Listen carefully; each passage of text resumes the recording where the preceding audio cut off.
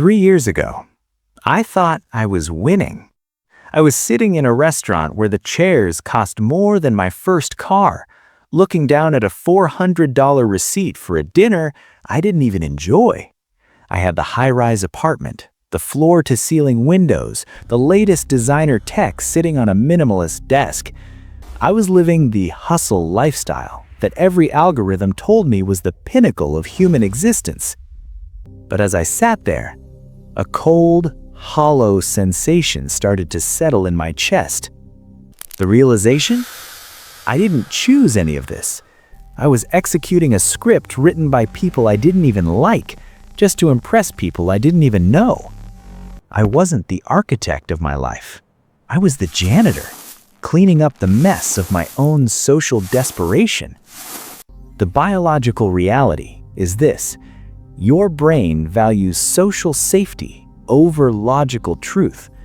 In a landmark fMRI study, researchers found that when individuals went against a group opinion, their brains registered the same neural activation as a physical punch to the stomach. You aren't agreeing with the world around you because you think they're right. You're agreeing because your brain is trying to protect you from the agony of being cast out. How many years of your life have already been traded away to satisfy a script you never signed? Every morning you wake up and perform a series of rituals, not because they serve your soul, but because they signal to the tribe that you belong. The cost of this inaction isn't just money. It is the slow, silent erosion of your actual identity. If you don't learn to see the strings, you will spend your entire existence dancing for a crowd that isn't even watching. To understand why Mike and why you feel this crushing weight of expectation, we have to look back at our origins. We have to address the Paleolithic Passenger sitting inside your modern skull. For 99% of human history, being different was a death sentence. If the tribe decided you were too weird, too slow, or too independent, they didn't just give you a bad review on social media, they left you behind. And in the Pleistocene era, being left behind meant being eaten.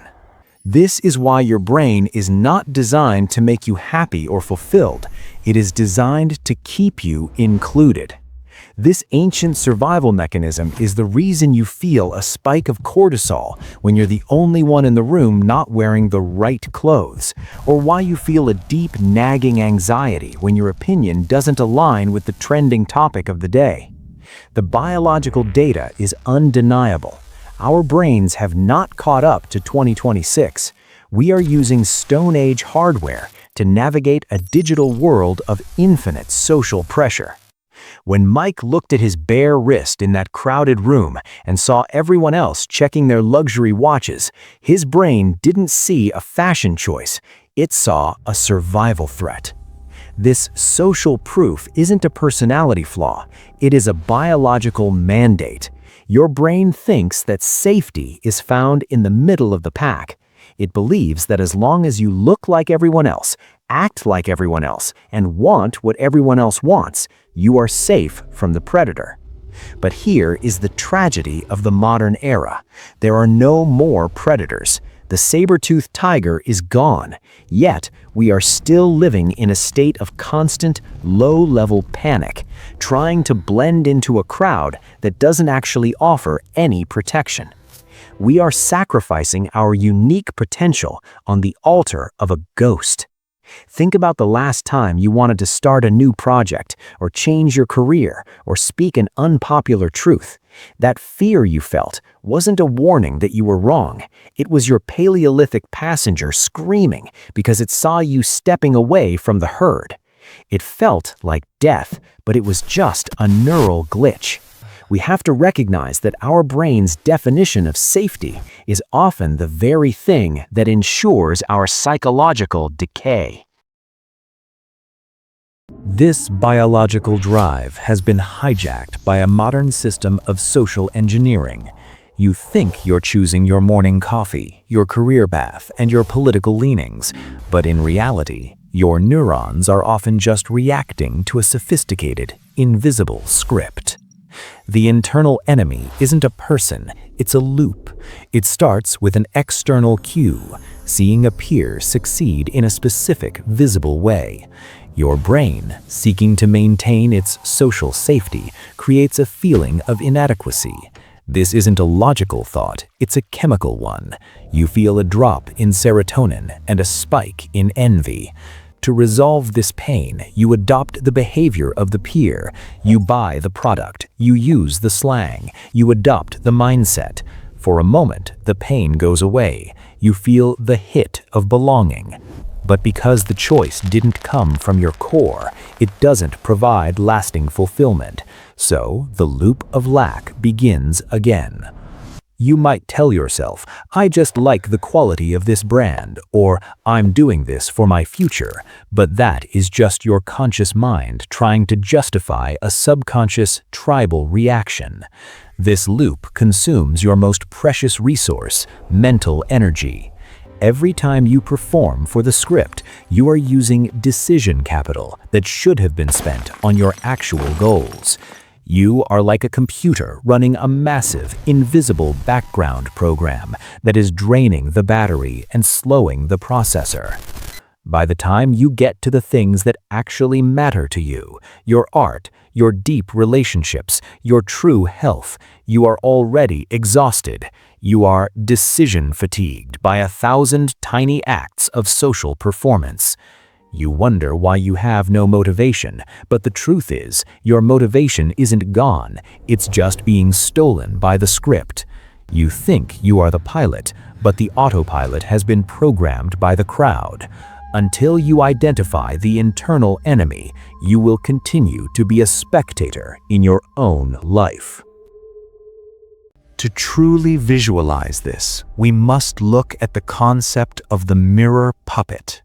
Imagine you are standing on a stage. You feel the weight of the strings on your wrists and ankles. You look up and you see that the strings don't lead to a master manipulator or a government conspiracy. They lead to the hands of everyone else in the room. But here is the aha moment. If you look closely at the people holding your strings, you see that they also have strings attached to their limbs, and those strings lead back to you. This is the mirror puppet. You think you are the one pulling the strings of your life, but you are actually a puppet mirroring a crowd that is also just mirroring everyone else. It is a closed system of mutual imitation where no one is actually in control. Neural imaging confirms that our brains are packed with mirror neurons. These are specialized cells that fire both when we perform an action and when we see someone else perform that same action. Biologically, we are wired to sync with the people around us. In the wild, this allowed us to learn how to hunt by watching the elders. In 2026, it means we learn how to be successful by watching people on a screen who are often just as lost as we are. This creates what psychologists call neural friction. Neural friction occurs when your true internal values rub against the external script you are forced to perform. It feels like a constant, low-level static in the back of your mind. It's that feeling you get at 2 a.m. when the house is quiet and you realize that despite your achievements, you feel like a stranger to yourself. The mirror puppet doesn't have an original thought. It only has reflected thoughts. A reflected thought is an opinion you hold because you know it is the safe opinion to hold in your social circle. You haven't researched it, you haven't lived it, and you don't even particularly believe it, but you repeat it because it keeps the strings from pulling too tight. We become trapped in dopamine sluices. These are narrow channels of behavior that the script rewards with tiny hits of validation. A like on a post, a compliment on a new car, a nod of approval from a boss. The moment you try to swim against the current, the gates slam shut, and you are left in the cold. The tragedy of the mirror puppet is that it never gets to see what it could have become.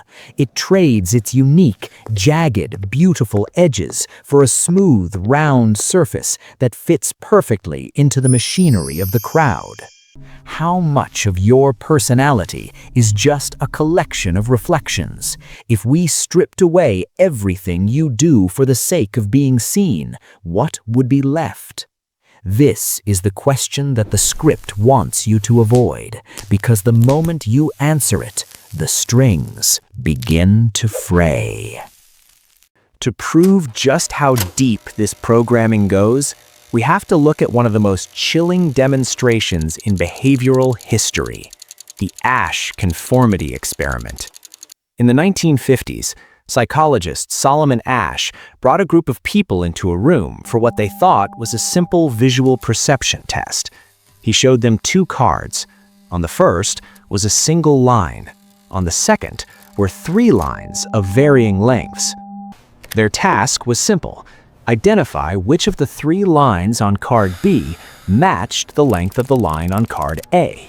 It was an easy task. A child could do it. But there was a catch.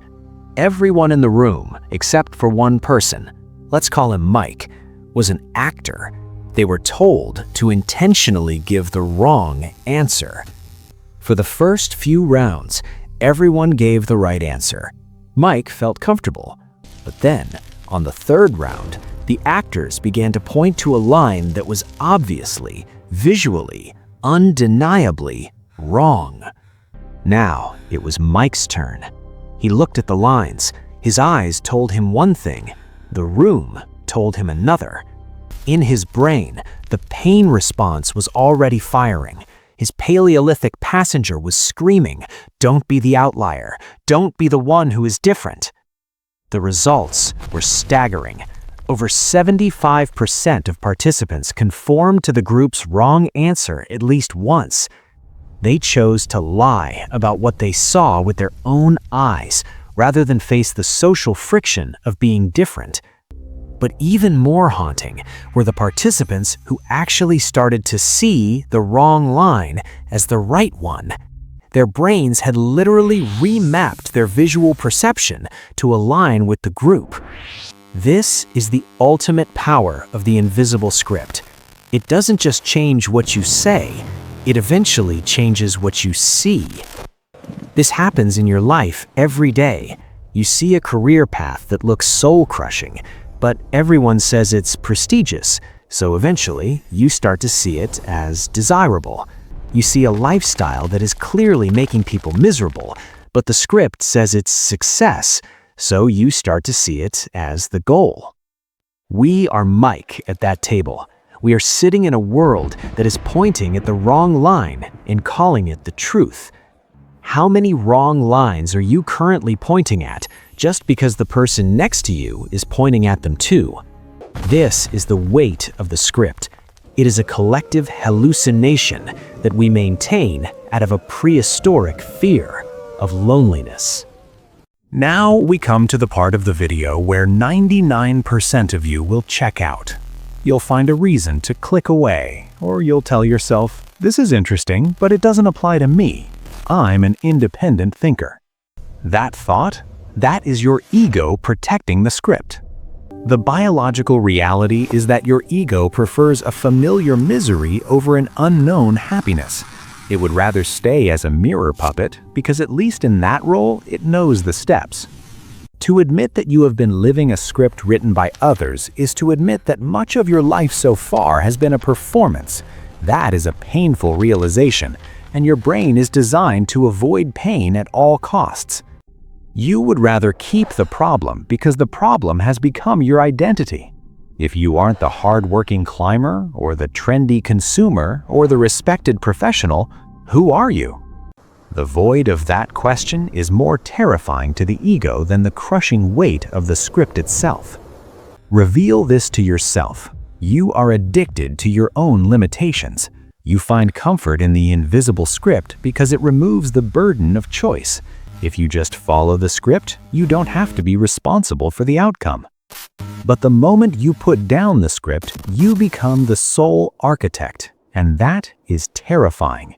It means you can no longer hide in the crowd. It means if you fail, it was your design. Your ego will try to convince you that everyone else is doing it, so it can't be that bad. It will tell you that you're being unrealistic or too intense. But normal in 2026 is a state of chronic anxiety, lifestyle inflation, and spiritual emptiness. Why would you want to be normal in a sick system? The hard truth is most of you will finish this video, feel a momentary spark of clarity, and then go right back to checking the same apps, wanting the same things, and performing the same dance. Unless you are willing to kill the version of yourself that lives for the crowd, you will never meet the version of yourself that lives for you. The ego trap is the final gatekeeper. It is the voice that says tomorrow when your soul is screaming now. Take a breath. The goal of this realization isn't to make you feel broken. It's to show you that you aren't the problem. The program is the problem.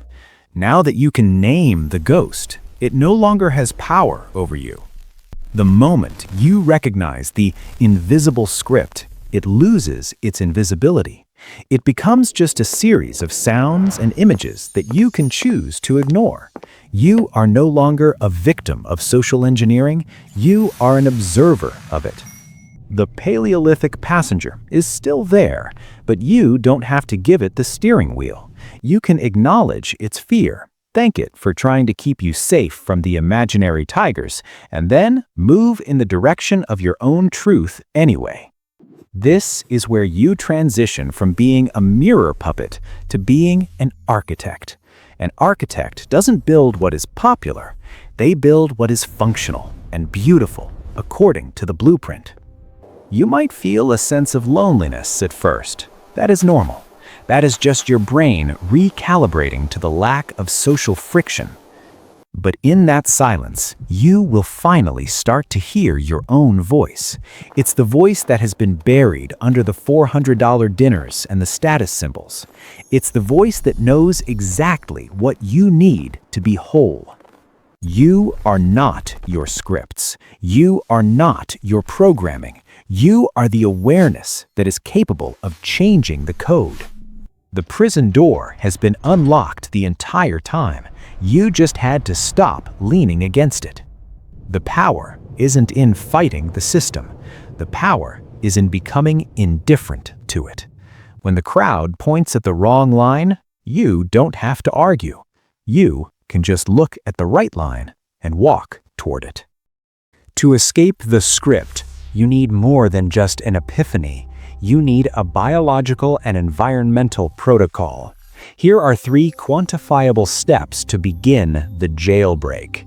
Step 1, the identity audit. For the next 48 hours, every time you feel the urge to buy something, post something, or say something clever, ask yourself, would I do this if I were the last person on Earth? If the answer is no, you are looking at a script. Do not judge it, just notice it. This simple act of labeling reduces the activity in your amygdala and shifts the power to your prefrontal cortex. Step 2, the digital fast.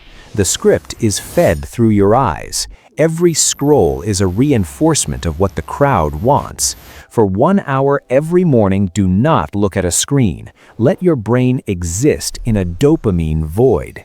This allows your own internal motivations to surface before they are drowned out by the noise of the world.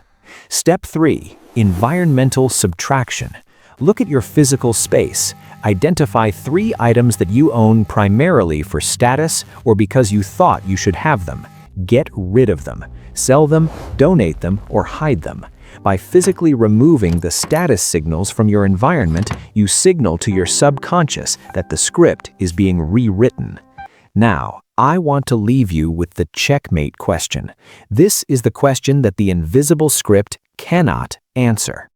If you were the last person on Earth, if there was no one left to impress, no one left to judge you, and no one would ever see your life again, would you still want the things you're currently working for? Be honest. If the answer is no for the majority of your life, then you aren't living, you're just performing, and it is time to close the curtain on the play. Write your answer in the comments, not the safe answer, not the answer that makes you look good. Write the truth. The act of typing it out is your first act as an architect. Your life is a finite sequence of moments. Every second spent executing someone else's script is a second you have stolen from your own legacy. The golden rule of the modern era is simple. The more you care about the opinions of the crowd, the less you will contribute to the world.